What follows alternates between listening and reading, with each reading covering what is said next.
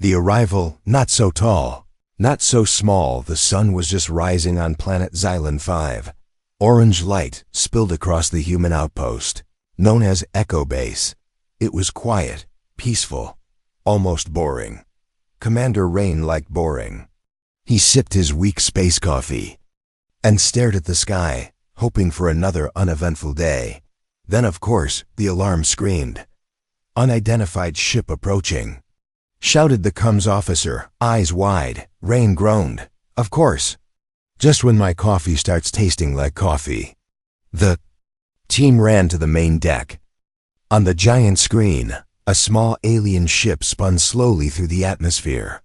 It didn't look dangerous, more like a toy spaceship someone forgot to finish. "Should we prepare weapons?" asked Lieutenant Sarah, reaching for her blaster. Rain shook his head. "Let's not shoot first. Maybe they're friendly, or just lost." The ship landed softly just outside the base. Dust flew up in a dramatic little cloud. Everyone watched the hatch open. And then silence. No smoke. No music. No giant monster with glowing red eyes. Instead, a tiny figure stepped out, 3 feet tall. Big head, glowing armor, and a look like she'd bite someone if they sneezed wrong. "That's it?" whispered one soldier. The alien stopped and looked straight at them. Her eyes glowed like 2 bright moons. She walked confidently, like a queen on a mission. Rain stepped forward, trying to look calm. "Welcome to Echo Base.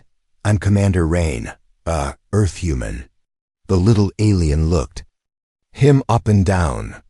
Then she tilted her head and asked, in perfectly clear English, "You're the leader?" Rain blinked. Yes." She squinted. "HMPH, too soft. Too tall. Too slow-looking." He tried to smile. "Well, we don't usually fight on our coffee breaks." Without warning, she turned, picked up a large boulder beside her, one that probably weighed 500 kilos, and tossed it into the air like a tennis ball. It crashed far away, shaking the ground. Everyone froze. She crossed her arms. "You call that gravity?" "Weak." Rain cleared his throat. "Okay, noted. You're strong." "Got it." She walked closer and jabbed his chest with one finger. "I am a warrior of Clan Villari. I came here to judge your species. 1 human, 1 test, 1 night." The humans looked at each other. "Did she say 1 night?" muttered someone. "Yes," she said loudly. "Tonight, you and me, alone, no weapons, no help." Rain raised a brow. "Wait, is this a fight? A date? A duel? Because I'm not really—" She stepped back, still staring. "You'll know when it begins." Then she turned and walked off toward the forest, vanishing into the trees like a shadow with attitude. That night, Echo Base was quiet. Again, too quiet. Rain sat at his desk, staring at the moonlight outside his window. He was supposed to be doing reports. Instead, he kept thinking about the little alien warrior. What kind of test was this? Was she serious? Was he supposed to punch her? Hug her? Play chess? A strange noise broke the silence, like soft footsteps on metal. Rain stood up. "Hello?" "Number." "Answer." He grabbed a small scanner and moved toward the window. Outside, something moved. He looked again. And there she was, standing still in the shadows. Just watching him. She didn't move. Didn't speak. Then slowly, she pointed to the sky and whispered, "Tonight, I measure the true strength of mankind." Then she was gone. Rain felt a chill run down his spine. He laughed nervously. "Great, no pressure." Back at the main deck, Sarah was watching the security feed. She called over the radio. "Commander, is it just me, or is our guest playing hide and seek with the moonlight?" Rain answered, voice flat. "She's definitely playing something. I just hope it's not tag." And so the night began. No one knew what the test would be. No one knew what the alien warrior was planning. But one thing was clear. This was no ordinary visitor. And this would be no ordinary night. Not for Echo Base. Not for RAYN. And definitely not for mankind. Asterisk nightfall negotiations. The night on Xylan 5 was dark, but not silent. Something was moving beyond the trees. Something fast. Too fast. Commander Rain stared at the security monitors. Motion detectors blinked red, then green, then red again. Something was circling the base, but each time the cameras turned. Nothing. No shadows, no heat signatures, just silence. Lieutenant. Sarah leaned closer. This doesn't make sense. It's like she's everywhere and nowhere. Rain rubbed his temples. Great, a teleporting muscle-packed ninja gnome. Suddenly, a loud crash echoed from outside. The cameras flickered. One drone gone. Just gone. Wiped off the grid like it never existed. Okay. Rain said, standing up. I think the test has officially started. Down in the main hallway, the emergency lights flickered as Rain moved alone. No backup, no weapons. Just curiosity and a sense of doom wrapped in sarcasm. He turned a corner, and there she was. The little alien warrior stood perfectly still in the middle of the corridor, holding what looked like the guts of the missing drone dot. She dropped the wires on the floor. Sparks flew. I found your spy, she said flatly. It was weak. No honor. Rain raised both hands. Easy, that drone had a family. The alien blinked slowly. No laughter. No amusement. Tonight, she said, stepping closer, I judge humanity, one warrior. One challenge. One answer. Rain swallowed. And that answer is, she didn't speak. Instead, she threw a small device on the ground. It beeped once, twice, and then created a glowing blue arena around them. Rain stared at the strange field. Wait, are we fighting now? No, she replied. We are testing. Then the floor shifted beneath him. The trial begins without warning. The lights above them burst into a blinding white. Rain shielded his eyes as the arena changed shape. Walls emerged. Small platforms rose from the ground. Holographic creatures flickered into existence. Wolves made of fire, spiders made of ice. What the hell is this? Rain shouted. Test 1. Courage under pressure, she said already. Jumping onto a ledge like a parkour master, Rain barely had time to react before a firewolf lunged at him. He ducked, rolled, and slammed his hand on a glowing panel. The beast vanished. Okay. This is an obstacle course from hell. The alien laughed, actually laughed. A sharp, amused sound that echoed through the chamber. You run like a frightened bird, she called. Well, birds are aerodynamic. He yelled back. After surviving near death by simulated lava, deadly ice storms, and a room full of spinning alien blades, Rain collapsed on the final platform. The alien warrior landed beside him without a scratch. Not even out of breath. She offered him a water pouch. He took it, panting. So, did I pass? She shrugged. You're still alive. That's something. Great. I aim to impress. She stood up. Next test begins soon. Rain groaned. There's another one? Yes, she replied.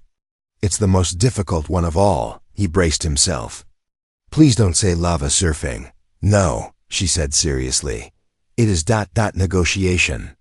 Rain blinked. Negotiation? Like talking. With meaning, she added, narrowing her eyes. Your people speak much, but do they understand? Rain stood slowly. You want honesty? Okay, let's talk. The campfire truth later. They sat outside near the forest. A fire crackled between them. Human wood, alien sparks. Rain passed her a protein bar. She sniffed it like it was a science experiment. Earth food, he said. It's bad but edible. She took a bite, frowned, then calmly pulled a small box from her belt. Inside were round red stones. They glowed faintly. She offered one. What's that? He asked. Morlock. Fire pebbles, she replied. Traditional food. A warrior snack. He looked at it. Is it spicy?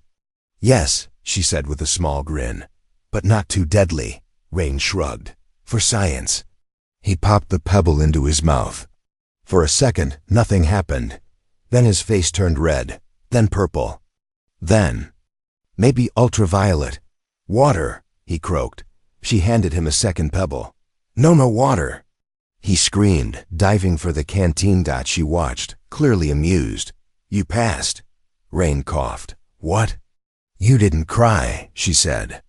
You suffered, but you didn't give up, he wheezed, eyes watering. I did consider surrendering to death. She looked into the fire. Your people are strange, loud, fragile, but not weak. He finally caught his breath. We adapt, it's what we do. She nodded slowly. That is rare. Many species fight, few change. Secrets in the smoke. The fire crackled quietly. Between them, after a moment of silence, Rain asked, So, why are you really here? She looked up at the stars. Her voice was quieter now. My people are dying. We were once many, now few. What happened? A greater force. Older than us, they consume and erase. We fled. I was sent to find warriors, or to find peace. Rain stared into the fire. And what do you think you found here? She looked at him. This time, her expression was softer. I haven't decided yet, he nodded. Fair. Then, without warning, her eyes turned sharp again. She stood up. Her hand went to her belt. Something's wrong, she said. What? Now? Rain asked, standing too. She stared into the darkness. Something else is here, watching us, not from my kind. And not from yours. As the night deepened and the fire faded, shadows moved in the trees once more. But this time, they weren't hers, and they weren't friendly. The test wasn't over. It had only just begun. Asterisk. The trial of strength asterisk. The forest was quiet, not too quiet. Commander. Rain stood beside the little alien warrior, his heartbeat ticking louder than his boots on the dirt. They stared into the darkness beyond the trees. The air was cold. The leaves didn't move, but the feeling was there. That gut punch of a warning every soldier learns to respect. They were being watched. Eyes in the woods, she said softly. Rain nodded. You sure? Asterisk. She didn't answer. Instead, she crouched, touched the ground, and sniffed the air like a wild animal. Then she stood up straight. 5 of them. Light feet, cold breath, smell like rust and ozone. Rain frowned. You have a very specific nose. They are. Not from my world, she said. They're worse. Suddenly, something growled, low and metallic. Ray and spun. What the hell was that? She didn't answer. She just threw him a strange alien disc. What is this? He asked. A shield. The disc expanded into a glowing oval. Just in time, because the trees exploded. The first attack, a blur of black and red, shot out of the forest, slamming into the shield like a missile. Sparks flew. Rain fell backward with a grunt. The alien warrior jumped over him mid-air and landed on the attacker with a sickening crunch. Now they could see it. Not an animal. Not a robot. It was a fusion of both. Metal bones. Flesh muscles. A face like a melted spider wearing a gas mask. It screeched. The forest answered. Run! She shouted. Rayn. Didn't argue. They sprinted through the trees as more of the creatures emerged, crawling across branches like insects. One dropped down in front of them. Rayn raised the shield. She raised a tiny dagger glowing with blue light. I hate forests, he muttered. Then survive this one, she said, leaping into action. Escape and questions after 15 breathless minutes of dodging, fighting, and one very unfortunate encounter with a glowing swamp. Rain still wasn't sure if it was water or soup. They reached a small rocky cave. Safe. For now. Rain collapsed onto a rock. You sure this isn't your species version of a romantic getaway? She didn't laugh this time. These creatures, she said quietly, are trackers from the outer zone, banned in most galaxies. Why are they following you? Rain asked. They follow anyone they're paid to hunt, she said. Eyes narrowed. And someone wants us dead. Rain leaned back, trying to process everything. Okay, let me get this straight. First you arrive and start throwing boulders and riddles. Then you drag me through a death obstacle course. And now, we're being hunted by metallic spider assassins. She raised an eyebrow. You're handling it well. I scream on the inside, he replied. Trial 2. The Tower of Echo Night turned to a strange, purple dawn. The alien warrior stood at the cave mouth and pointed across the forest. There, she said. Rain looked. A tall structure stood in the fog. Distance, thin and crooked, made of strange crystal. It hummed faintly. That doesn't look friendly, he said. It's not, she agreed. But it is part of the next test. Oh good, Rain sighed. I was worried I might get a nap. Inside the Tower of Echo was alive. Its walls pulsed with energy. Strange symbols moved like they were breathing. The doors opened. Without being touched, Rain stepped inside and immediately regretted it. A loud voice echoed from all directions. Trial 2 initiated. Translation module active. Mental strength required. Rain froze. Mental strength? Oh no, I didn't bring enough coffee for this. The alien said nothing. She simply walked into the chamber ahead, a giant room with mirrors on every wall. Each mirror showed a different version of Rain. Some older, some younger. One was bald. One had 3 eyes. Cool, Rain said. So this is the haunted funhouse. Test, the voice echoed again. Only one is real. Find the truth or lose yourself forever. The mirrors began to shift and spin. Suddenly, one version of Rain stepped out of a mirror, then another dot, then another dot. Each one started talking. One shouted, "You're not strong enough." Another sneered, "You're just a lucky fool with a shield." Third said nothing, just stared with sad, tired eyes. Rain clenched his fists. "They're not real," he whispered. The alien warrior watched silently. She did not interfere. This was his trial. Rain walked toward the mirror that showed him exactly as he was. Messy hair, tired eyes, bruised but standing. He touched it. The others vanished out. The voice returned. Truth accepted. Mental strength adequate. He turned to the alien. That was weirdly emotional. You chose the honest version, she said. That is rare. Snack time again. Back at the camp later, she handed him a small container. More snacks? He asked, suspicious.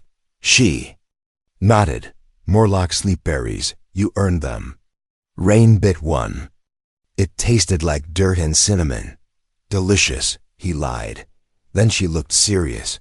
The final trial is close, and after that, the real test begins. Rain blinked. Wait, that wasn't the real test? She stared at the stars above. Tomorrow night, the real question will be asked. He tilted his head. Which is? She looked at him. If I ask for your help to save my people, will your kind stand with us? Or will you run like others before you? He didn't answer. Not yet.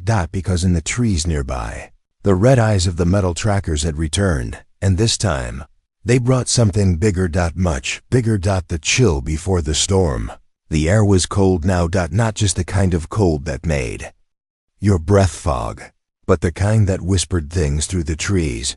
Commander Rain sat on a flat rock near the edge of the camp. The fire crackled weakly, throwing nervous shadows on the cave wall behind him. The little alien warrior, who still hadn't shared her full name, sat across from him, sharpening her short dagger on a stone.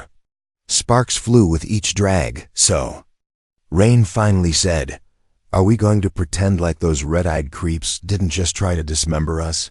She didn't look up. "We lived. That's enough for now." Rain raised a brow. "You've got a real positive energy, you know that." She stopped sharpening. Her glowing eyes looked up and fixed on him, not with anger, but with something else. Something colder. They're not just trackers, she said. They're scouts. Rain's stomach sank. Scouts for who? She stood and walked to the edge of the hill, overlooking the forest. The morning mist had started to roll in like a slow wave of ghosts. My people call them the Whispers, she said. Because when they arrive, no one speaks again. Rain stood, his hand instinctively resting on the hilt of his tool blade. That's dramatic, also terrifying. They are machines, she said softly, built by a dying empire. Their purpose is to hunt species who might rise too high. Rain squinted. So what? They come in, take out anyone who gets too advanced? Yes, she said, including humans. Rain gave a hollow laugh. We can't even get along on one planet. I promise we're not a threat to the galaxy. She didn't laugh. Someone thinks you are. Or will be. A moment of truth later, inside the cave, the wind howled outside like a warning. The fire had died down, but neither of them slept. Rain finally asked the question that had been burning in his brain for hours.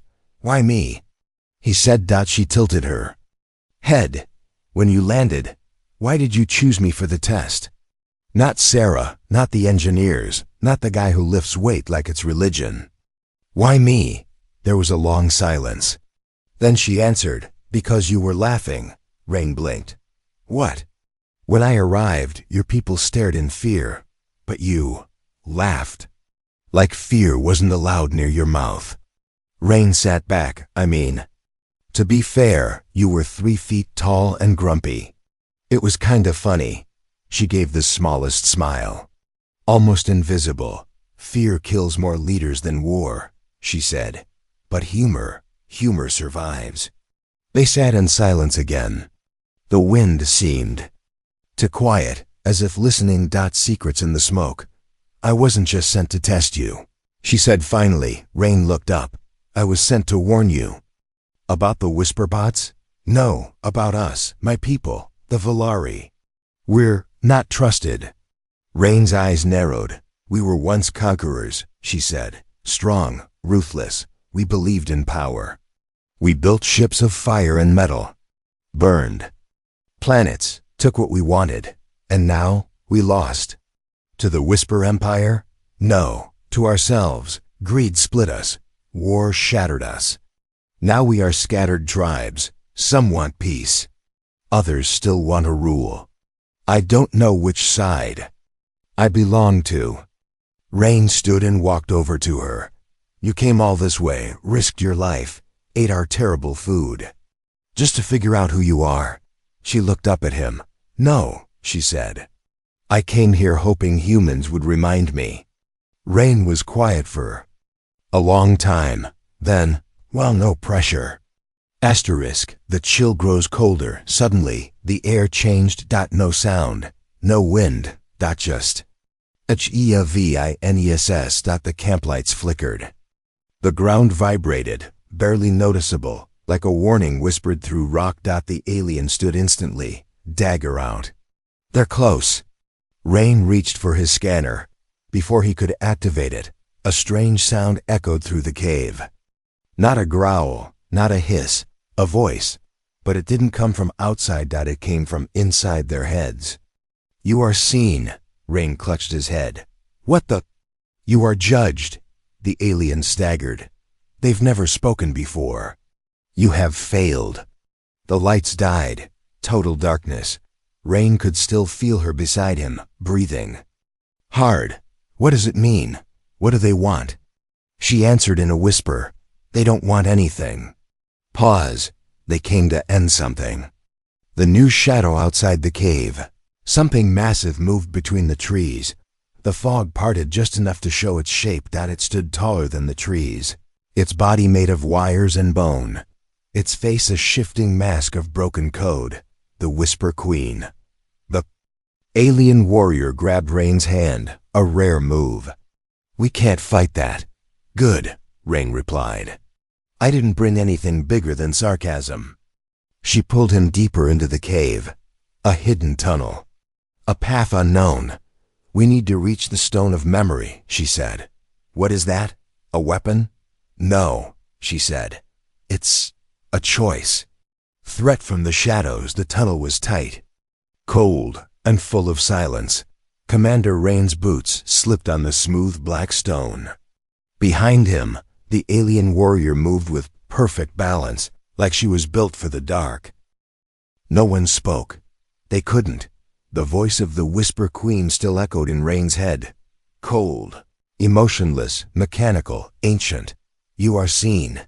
You are judged. You have failed. He didn't know if it was a threat, a warning, or a prophecy. He just knew that nothing about it felt good. The hidden chamber, after what felt like hours, they reached a wide circular room. Smooth walls, glowing blue patterns etched like tattoos in stone. At the center, a tall pillar made of crystal. Rain stared. That the stone of memory? The alien nodded. Yes. It doesn't look like a weapon. It isn't, she said. But it's more powerful than one. She stepped forward and placed her palm on the stone dot. It glowed brighter. A low hum filled the room, not loud, but deep. Like the planet was humming. Images began to rise from the stone like smoke. Planets burning, stars dying, fleets falling in silence. Rain's stomach turned. That's your history? No, she said. That's our future. If we fail, the Queen speaks again. The hum deepened. The lights in the cave flickered again. This time, the voice didn't echo in their heads. It spoke from the stone. Your species repeats itself. War, fire, silence. We have seen it before. Rain stepped back. Oh good, it talks. Humanity's clever, quick to rise, quick to fall. The galaxy does not need more fire. The alien narrowed her eyes. We are more than fire now. Are you? The voice asked. Suddenly, a new image burst from the crystal. Earth. Cities, machines, pollution, news headlines of conflict and chaos. Rain clenched his jaw. Yeah, he said. That's us, messy, loud, not perfect. He stepped forward, voice firm, but we love, we learn, we protect each other. And when we get knocked down, we get up again. You are flawed, the voice whispered. So are you, he said. You hide in shadows, decide who lives or dies, like you're the galaxy's judge. That's not wisdom, that's fear wearing the crown. Silence, then without warning. The floor shook. The Whisper Queen arrives. The wall behind the crystal cracked open like a wound, and she walked through.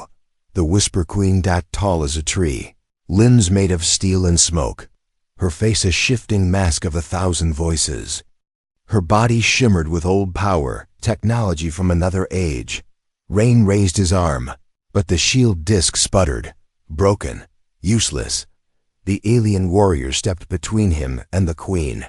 She held her dagger low, breathing slow and steady. Rain whispered, "Can we fight that?" "No," she said. "Do we run?" She didn't answer, because the Queen spoke again this time, in her own strange voice, like metal being shredded underwater. You are not warriors. You are not wise. You are unfinished. Rain raised his chin. So are you. The Queen stepped forward. Rain braced, but the alien stepped toward her. The deal. She dropped her dagger. A bold move. Maybe stupid. Maybe brave. Probably both. She bowed. I do not ask for your approval, she said. I ask for a chance. The Queen's head tilted. A chance for what? For this human, she said, and his people. Let them prove themselves. Let them earn their place. Rain frowned. I didn't prepare a speech, but the Queen ignored him. You would risk your life for them? Yes. Why? She looked at Rayn. And for the first time, her voice trembled. Because he believed in me before I did. Rain blinked. Wow. The test of fire. The Queen extended one long arm. Then choose, the trial of flame or extinction. The chamber lit up in a circle of red light. The trial of flame, ancient, deadly, one warrior. One challenge, one truth. The alien turned to Rain. If I lose, you run. Rain shook his head. No, we do this together. She looked at him, eyes burning, not with fire, but with hope. Then she nodded. The fight begins. Suddenly the chamber changed. Walls melted into lava. Platforms rose from molten pits. The queen disappeared into the air. From the other side of the circle stepped a creature, tall, armored, like a twisted version of the alien warrior herself, a memory beast. Made from her worst fears, she growled. I've fought this before. Rain raised his fists. Then let's finish it. The battle was fast, brutal, like a dance made of knives. Rain fought dirty, throwing rocks, using broken tech as shields. The alien fought smart, flipping, dodging, striking fast. They bled. They fell, but they got up. Every time, and in the end. The beast lay still. Rain and the alien stood burned, bruised but breathing. The queen's decision. The light faded. The queen returned. You are flawed, Rain nodded. Thanks, but you rise. The queen turned to the alien. And you are no longer what you were. Then she looked at them both. You may live. Back to the light, the chamber faded away. The forest returned. Sunlight broke through the mist for the first time in days. Rain looked at the alien. So, we passed, she smiled. No, we survived. But the galaxy is still watching, Rain smirked. Let them watch. Then for the first time, she offered him a hand, and this time, he took it. 2 warriors, 1 cause. The morning after, the trial felt like waking from a dream, a painful, bruised, lava-flavored dream. Commander Rain stood at the edge of the forest, blinking at the sunrise like he didn't trust it. For the first time in days, no one was chasing him. Nothing was exploding. And the only sound was the breeze moving through the leaves. Peace, weird. He wasn't used to peace. Behind him, the alien warrior, finally introducing herself by name. Kira of Velari was speaking quietly into a tiny comms device on her wrist. She looked tense. Tense for her, which meant her shoulders were only slightly tight instead of coiled like a spring. Rain walked over. Bad news? She nodded. My people heard the queen spared us. He waited. And they're confused. Confused? Rain echoed. We survived the deadliest trial in your culture's history and got a glowing space demon to back off. That's hero material. She looked at him. They're not sure if we're heroes or traitors. A transmission across the stars back. At Echo Base, the humans scrambled to prepare. Something was coming, not weapons, not enemies, but visitors. Alien ships from multiple species were responding to the Queen's choice. Word spread fast in the stars. Someone, a human, had survived her judgment. For many, that was impossible. For others, it was threatening. As Kira and Rain approached the landing platform, a shimmering silver ship descended from the clouds. Sleek, elegant, and covered in runes that pulsed softly. Out stepped 3 Velari diplomats, tall-robed, faces hidden beneath silver veils. Kira bowed. Rain awkwardly saluted and accidentally poked himself in the eye. Smooth. She muttered. The lead diplomat's voice was deep and dry, like wind through cracked stone.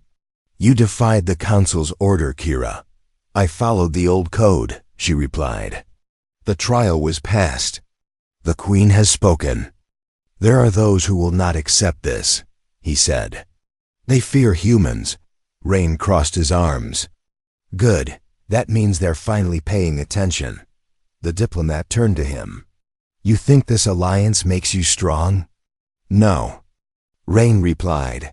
Working together makes us strong. There was a pause.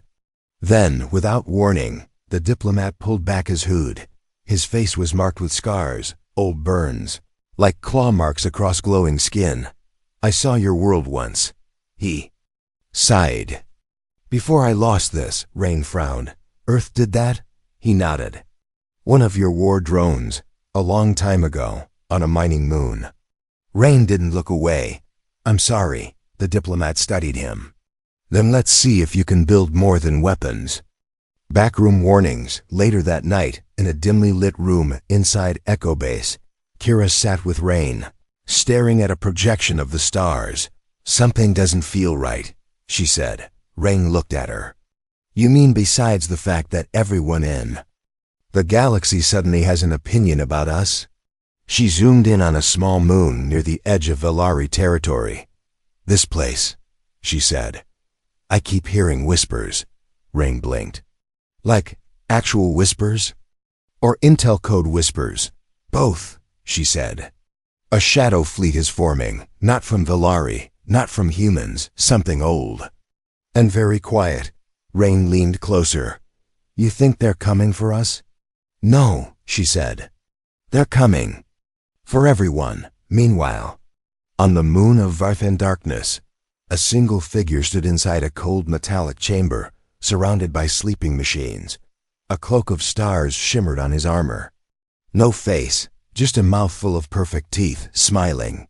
He watched a floating projection of Rain and Kira standing together before the Queen. So, he whispered, the game begins again. Behind him, thousands of red eyes blinked on, metal soldiers, silent. Deadly. The Whisper Queen had made her choice. Now it was his turn. Asterisk back at Echo Base. The warning and alert blared through the base. Rain ran to the command center. Sarah stood at the monitor, pale. Commander, she said, we just picked up something strange. He looked at the screen. A coded message. No origin, no trace. Just one phrase repeating. The stars forget. But we do not. Kira stepped in. Her face went cold. That's not a message, she said. It's a threat. A fragile Pact-Day meeting was called. Humans, Velari, and 2 other alien envoys now stationed at the base. They sat in a tight circle, each looking more stressed than the last. Rain stood at the center. I'm not a diplomat, he said. I'm not a hero either. I'm just a guy who got thrown into this mess with a sarcastic attitude and a fireproof jacket. But if someone out there wants to silence what we're building here, this peace, this cooperation, then we better make sure we don't stay silent back. One Velari stood. And if we join you, and the galaxy turns against us? Rain shrugged. Then we turn back, together. Kira stepped beside him, and we stopped running. Asterisk red eyes returned later that night. Rain and Kira stood outside again. Stars above were quiet. Too quiet. Then, in the far corner of the sky, something blinked. Not a star. A ship. Dark, massive, silent. Rain narrowed his eyes. Kira's hand gripped her blade. They're not hiding anymore, she whispered. Rain nodded. Then neither are we. The Alliance begins the calm before the fire. The stars above Xylon 5 twinkled like they always had. Peaceful, quiet, but below, war was preparing its boots. Commander Rain stood in Echo Base's control center. The screens were lit with movement. Dozens of ships, friendly and unknown, gathering near orbit. Kira of Velari stood beside him, her expression sharp, focused. Her armor gleamed like a storm waiting to be called. All systems ready, Sarah reported. Defense grid online. Shield generators humming. Nervously, Rain took a deep breath. Good. Let's hope we don't need any of it. Of course, that's when the sky screamed. The first strike, the first blast hit the outer satellite ring. A ripple of fire, followed by silence. Then, 3 ships appeared from the void. Black, sharp, whisper-built. No warning. No demands, just violence. Activate shields. Rain barked. The base shook under the next impact. Lights flickered. Alarms wailed. On screen, the massive lead ship unfurled, and a voice echoed through every speaker, every mind, every soul. You were warned. You were judged. Now you are cleansed. Kira's eyes burned. It's him, the Whisper General. Rain leaned closer to the screen. That creepy guy with the metal jaw? Yes, his fleet destroyed 3 civilizations before breakfast. Rain cracked his knuckles. Well, He hasn't had lunch yet. The plan no one likes inside the war room. Chaos buzzed. Arguments, tactics, alien curses, but Rain raised his voice over them all. "We're not going to win this by hiding behind shields," he said. "We fight smart. We fight together." One Vulari diplomat scoffed. "And what do you propose, human?" Rain grinned. "A distraction. A punch in the face. And a little help from my new angry space friends." The plan was stupid, risky, loud. Kira approved immediately. The last ride begins minutes later. A small fleet launched from Echo Base.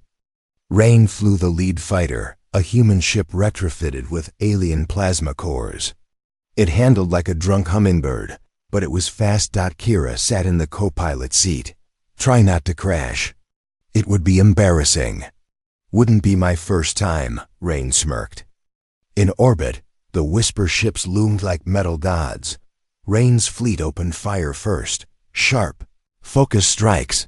One enemy ship spiraled out of control. Cheers echoed through Echo Base, but the general hadn't even started yet. Enter the general from the lead Whisper ship. A new shape emerged. A body. The Whisper general. 7 feet tall, metal fused with something. Alive. His face flickered with static and pain. His voice was many voices. He landed on the battlefield like a meteor. Rain and Kira followed him down. The final fight had begun. The battle on the ground. Explosions lit the plains around Echo Base. Vulari warriors fought beside human soldiers. Drones buzzed in the air. Screams and fire filled the wind. Kira clashed blades with the general's elite guard. Quick, brutal fights. She danced like lightning. Rain wasn't graceful, but he was clever. He rigged old tech into traps, turned smoke into cover. Fought dirty, but honorably dirty. Then they reached the general. The final confrontation. The general stood atop the remains of a crashed shuttle. "You should not have risen," he said, voice cold. Rain stepped forward, bloody but smiling. "We're stubborn like that." Kira joined him, and not alone anymore. The general raised one hand, a spear of dark energy forming from his wrist. But before he could strike, a massive boom shook the ground. Every soldier, human, Vulari, enemy looked up. A new ship arrived. Not Whisper, not Vulari. Not human. Ancient. Glowing with light. The Queen returns. The Whisper Queen, the one who had judged them days ago, appeared in the sky again. But this time, she was not alone. Dozens of ships followed her. A coalition of other races, all silent, all watching. Her voice echoed. "You fought, you bled, you rose." She turned toward the general. "Your time has ended." Rain looked at Kira. "Wait, did we just call for backup from space royalty?" She smiled. "You're welcome." The end of the general roared, more machine than man now. He leapt, aiming to strike down Kira, but Rain jumped in his path, raising his broken shield one last time. The impact sent him flying. He hit the ground hard. Blood pooled under him. "Rain!" Kira screamed. Fury took over. She moved faster than ever before, a blur of steel and fire. In 3 strikes. She brought the general to his knees. In one final strike, she ended him. Rain's final choice. Rain lay on the ground, breath shallow. Kira knelt beside him. "Stay with me. That's an order." He smiled weakly. "Since when do you outrank me?" "You always break things," she muttered. "Even your ribs." The Queen floated down, surrounded by glowing light. "You have shown strength," she said. "But more, you have shown heart," Rain groaned. "Hey, tell the galaxy I bled with style." The Queen placed a glowing hand on his chest. Light filled him, and he lived. The new dawn. Weeks later, a summit was held on Xylon 5. Aliens from across the stars arrived, diplomats, warriors, scientists, and at the center, Kira, Rain. Side by side. Not just survivors. Not just friends, but founders of something new. A coalition built not on power, but trust. The message on Earth. Millions watched the broadcast. Rain stood in front of the camera. "Years ago, we thought we were alone," he said. "We thought space was cold and silent." He smiled. "It's not. It's loud, messy, dangerous, but it's also full of life. And from today onward, humanity will not face it alone." The screen flickered. The symbol of the new alliance appeared. A star, a shield, and a blade. The message was simple. We are many, but we stand as one.